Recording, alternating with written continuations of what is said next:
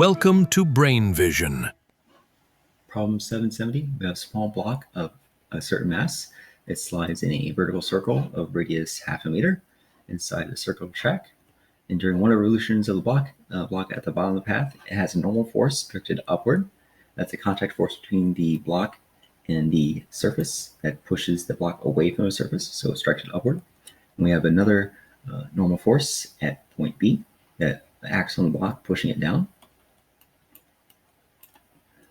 So that's a contact force between the surface and the block that keeps the block away from the surface. And we're asked how much work is done on the block by friction during the motion of the block from point A to point B. Okay, so this immediately tells me by how much work is done by friction that I'm going to set up a conservation energy formula.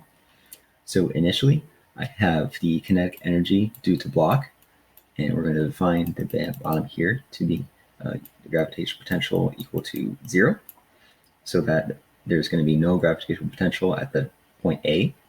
Then we're told throughout the motion there's going to be work done by friction, so we're going to have minus work due to friction.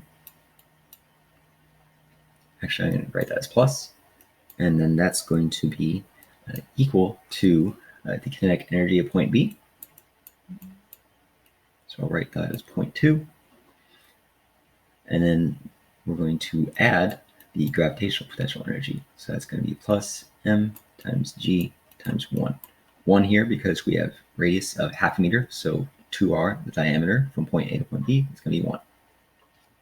Okay, so I have K1 and K2 I need to find in order to find what our work due to friction is. So in order to do that, I'm going to set up our sum of forces of acting on these blocks at their respective points to find their accelerations at each of those points. And then that will get me to the kinetic energy at those points too. But I'll show you how I do that. Okay, so our sum of forces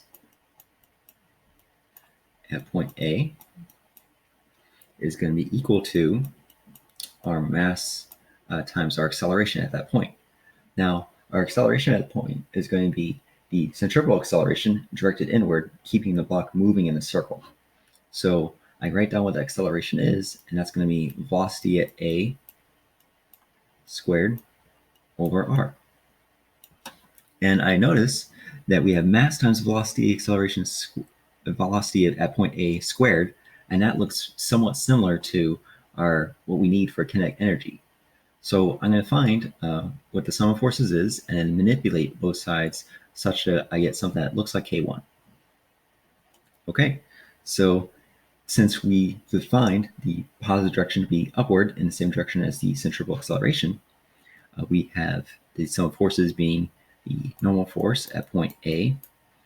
Gravity is directed downward, so we have minus mg, and then that's all equal to our mass times acceleration, VA squared over r. Okay, so in order to make the right-hand side equation look like K1, actually be equal to K1, we can write r over 2 and a minus mg. Since we've multiplied both sides by r over 2, we get 1/2 mass velocity at point A squared. And then that's going to be equal to our K1. So we can then substitute this expression in for K1 at the end. We don't have to take the midpoint step of finding what the velocity at point A is. Okay, and we can do the exact same thing for point B. So we can write down our sum of forces at point B is equal to mass times the velocity at B squared over r. This time, the centrifugal acceleration vector is pointed down, so that's going to be positive. So we're going to write down our sum of forces with respect to that positive direction. So we have a normal force at point B is directed down, so that's going to be positive. And we have our gravity that's directed downward too, so we have positive mg equal to mass velocity b squared over r. Okay, we can do the same thing. We get r over 2, normal force at point B, plus mg equal to 1/2 mass velocity point B squared equals K2.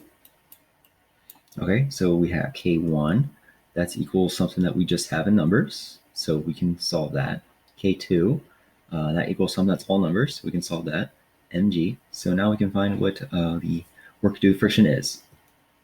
So we can substitute that all in. We have our work due to friction is equal to our negative mg. Actually, let me write all that down again. So we have R over 2 NA minus mg plus work due to friction equals R over 2 NB plus mg. And then we're going to have plus mg times 1.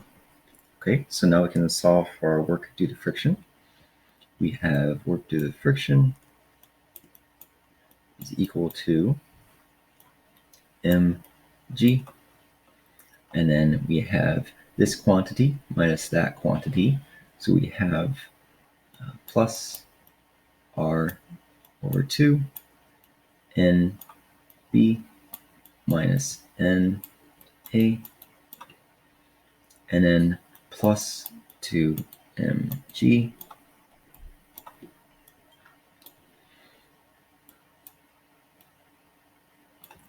Okay, now we can solve this. We have work due to friction as a sum of things that are just numbers now. So we have work due to friction is equal to 0.3924 joules plus R over 2 NB minus NA plus 2 mg. We substitute in all those numbers. We get minus 0.6. And let me erase that positive just to make it clear. Minus 0.6213 joules. So that means we get the work due to friction is equal to negative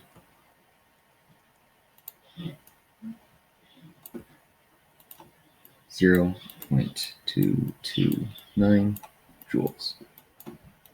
That's our work due to friction.